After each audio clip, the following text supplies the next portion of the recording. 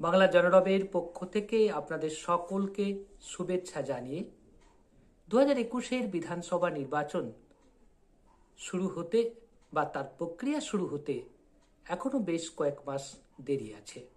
সময়ের বিচারে মমতা সরকারের মেয়াদ এখনো কয়েক মাস রয়েছে। এরই মধ্যে বিভিন্ন গণমাধ্যমের প্রচার চলছে যে মমতা সরকার শেষ, অর্থাৎ তৃণমূল সরকার বাংলা থেকে মুছে যাচ্ছে, নতুন সরকার আসছে, সেটা হচ্ছে বিজেপি সরকার।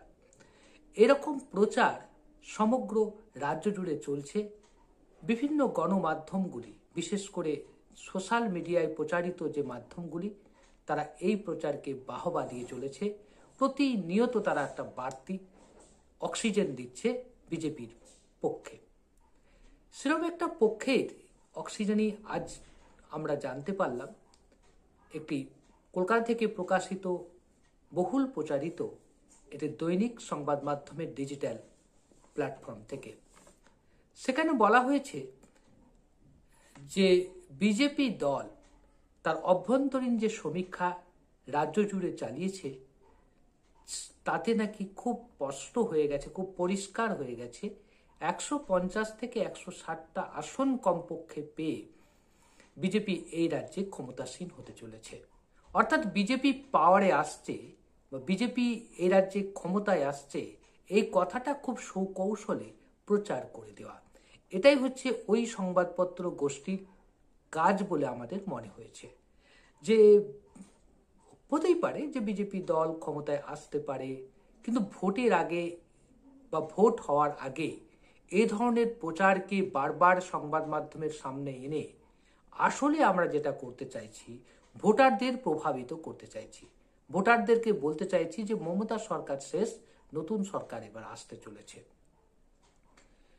তো ওই যে সমীক্ষা রিপোর্টটি বহুল প্রচারিত, বিশেষ করে ডিজিটাল আনন্দবাজার যে পত্রিকাটি, তারা এটা প্রকাশ করেছে।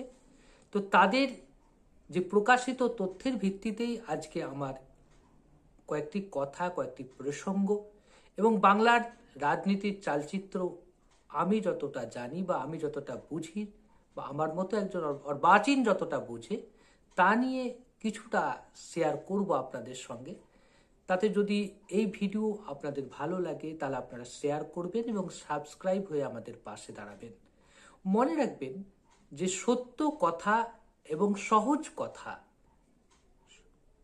বা সহজ ভাষায় সত্য কথা বলার ক্ষমতা এই বাংলার খুব কম বিশেষজ্ঞদের রয়েছে বা বিশিষ্ট ব্যক্তিদের রয়েছে, বা যারা সত্য কথা বলতে পারে তাদের মর্যাদা আমরা দিই না। কিন্তু বাঙালি সংস্কৃতিতে বরাবরই সত্যের মর্যাদাকে গুরুত্ব সহকারে দেওয়া হয়। আমরা যা বলবো কঠিন সত্য, কঠিন বাস্তবকেই বলবো। কোথাও আমরা কারো পক্ষে হলে বলবো না, ডান দিকেও নয় বাম দিকেও নয়।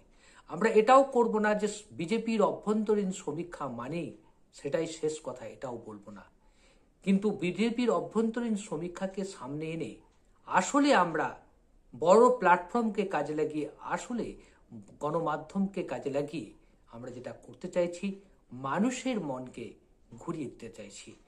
সেদিকে লক্ষ্য রেখে ওই সংবাদ মাধ্যম খবরে লিখেছে যে বিজেপির অভ্যন্তরীণ সমীক্ষায় নাকি 150 থেকে 160টা আসন কমপক্ষে পেয়ে রাজ্যে ক্ষমতায় আসবে।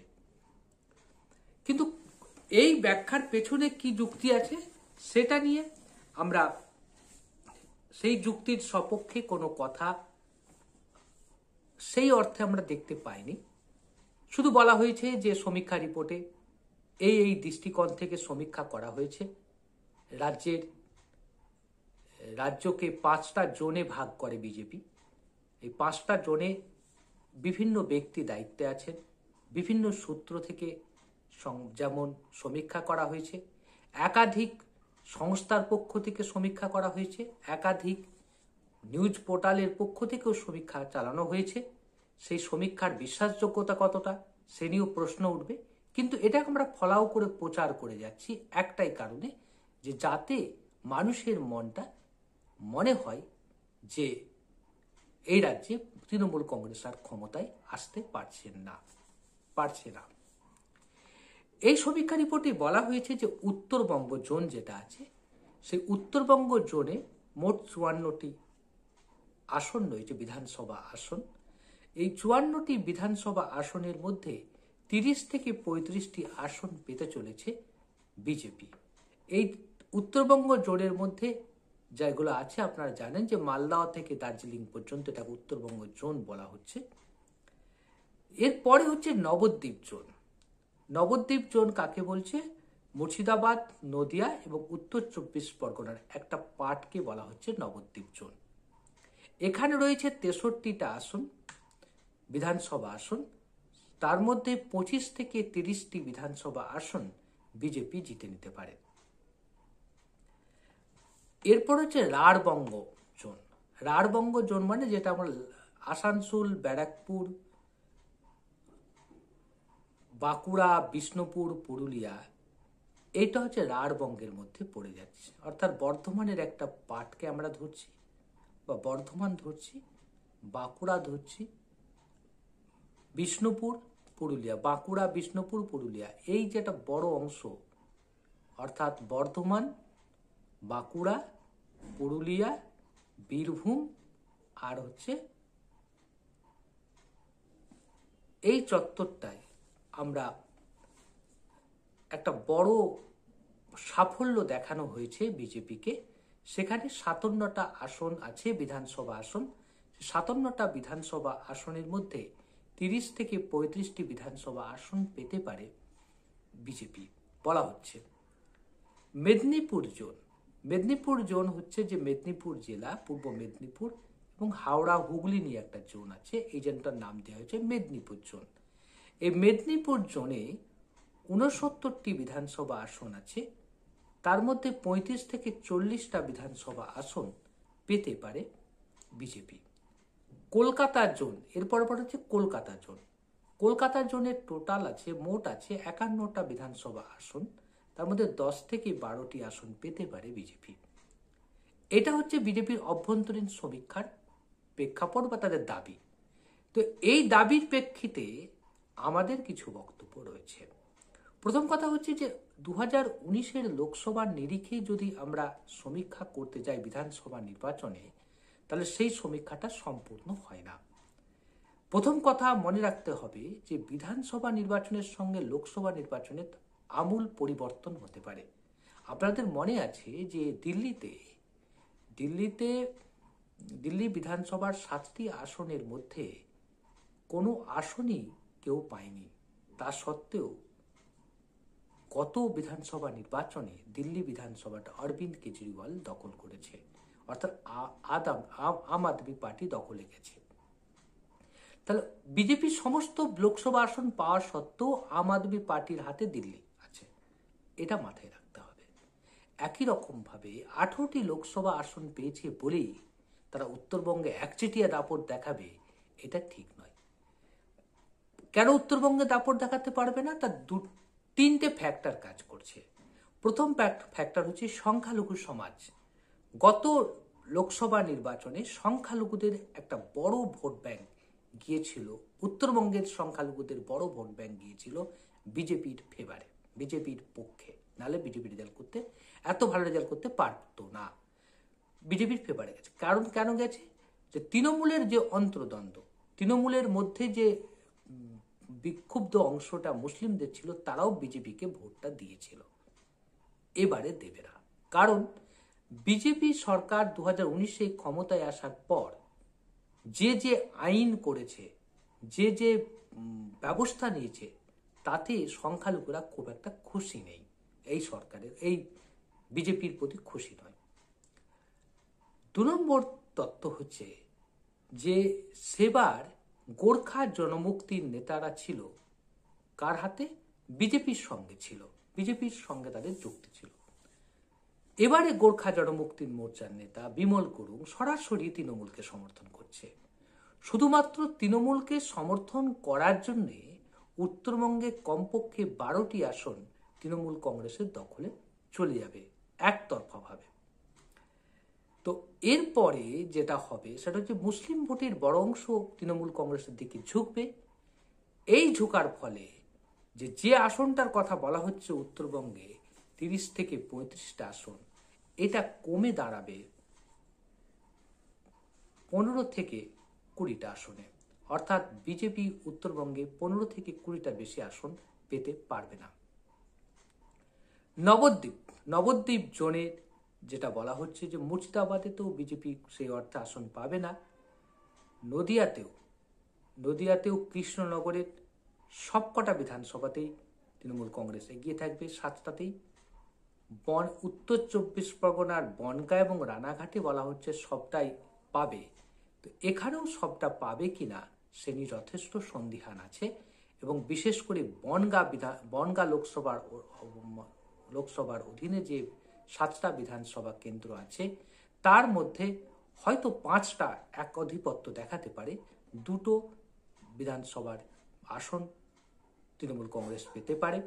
আরেকটা হচ্ছে রানাঘাটের 7টার মধ্যে 4টে পেতে পারে বিজেপি, আর বাকি 3টা পেতে পারে তৃণমূল কংগ্রেস। কৃষ্ণনগর এবং বারাসাতের যে অবস্থা, কৃষ্ণনগরে তো পাবেই না বলেছি, বারাসাতের যে অবস্থা, বারাসাতের মধ্যে 4টে বিধানসভা তৃণমূল কংগ্রেস পেতে পারে, 3টে বিধানসভা পেতে পারে বিজেপি। রাঢ়বঙ্গ জোনের কথা যে বলে 57টি আসনের গল্প বলা হয়েছে, এই 57টি আসনের কথা, তার মধ্যে 30-35টা আসন পাবে বলে দাবি করছে বিজেপি, সেটাও সম্ভব নয়। কারণ মনে রাখতে হবে যে আসন সংখ্যা বা যে বিচারে লোকসভা নির্বাচনের সামনে রেখে যেভাবে এগিয়ে যাওয়ার চেষ্টা করছে সেটা এখন সম্ভব নয়। কারণ বামেদের উত্থানটা অলরেডি কিছুটা হলেও হয়েছে। বিশেষ করে রাঢ়বঙ্গে বামেদের যে আগের যে লাল দুর্গ ছিল সেখানে খানিকটা চাঙ্গা দিয়েছে বামেরা। এর ফলে বামেরা একটা বড় অংশের ভোট কেটে নিতে পারে। বামেরা যদি এই চত্বরে 10% ভোট কেটে নেয় তাহলে বিজেপি ওখানে কমে দাঁড়াবে 15 থেকে 25টা আসনের মধ্যে। মেদিনীপুর জোনে যে সবচেয়ে ভালো ফলাফল করবে বিজেপি, সেটা আমাদের মনে হয় যে 69টি আসনের মধ্যে 40টা নয়, প্রায় 50টা আসন পেয়ে যেতে পারে বিজেপি। এখানটায় বিজেপি খুব সাফল্য দেখাবে বলে আমার মনে হয়েছে। কারণ আমাদের মনে হচ্ছে এই কারণেই যে মেদিনীপুর এবং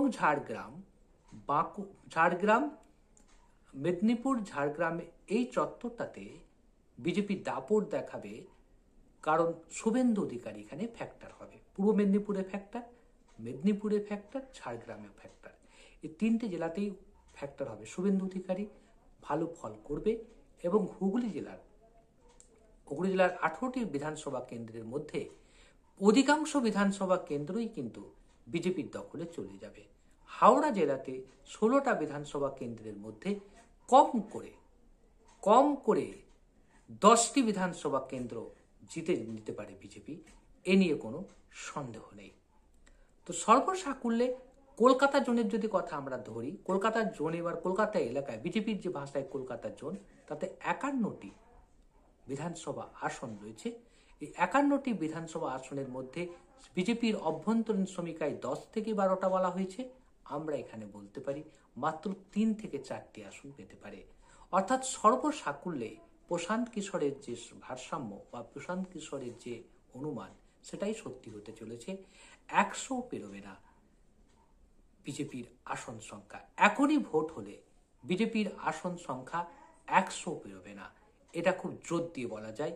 এর মধ্যে কোনো রকম কারচুপি নেই, কোনো রকম অনিরপেক্ষতা নেই, সবটাই নিরপেক্ষতা রক্ষা করে বলা হয়েছে।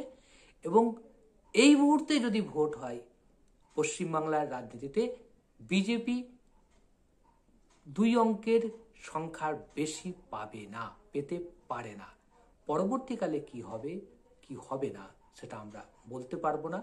আজকে 3রা জানুয়ারি, আজকের কথাটা এটুকু বলতে পারি যে আজকে 3রা জানুয়ারি যদি ভোট হয় তাহলে বিজেপি 100 আসনও পার করতে পারবে না, ক্ষমতা তো দুরস্ত। এটুকু বলে আপনাদের সকলকে আবারও শুভেচ্ছা জানিয়ে শেষ করছি। ভালো লাগলে শেয়ার করবেন।